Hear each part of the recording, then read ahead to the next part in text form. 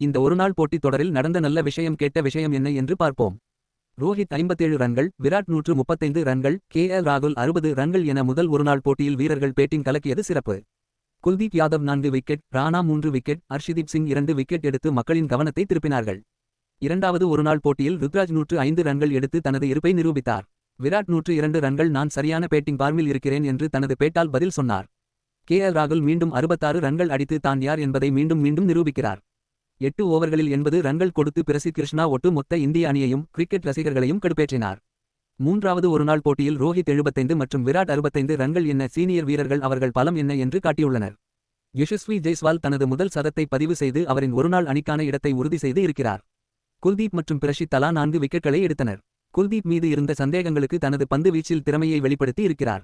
பிரசித் மற்றும் ராணா பெரிய அளவில் ஜொலிக்கவில்லை. மீண்டும் அணியில் இடம் கிடைப்பது கடினம்தான். ரோஹித் சர்மா, விராட் கோலி, ராகுல், குல்தீப், ருத்ராஜ், ஜெய்ஸ்வால் ஆகியோர் இந்த இந்திய மற்றும் தென் ஆப்பிரிக்கா ஒருநாள் தொடரில் கலக்கியுள்ளார்.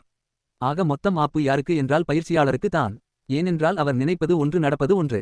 உங்கள் கருத்துக்களை பதிவு செய்யுங்கள். லைக் பண்ணுங்க, கமெண்ட் பண்ணுங்க, சப்ஸ்கிரைப் பண்ணுங்க. நன்றி.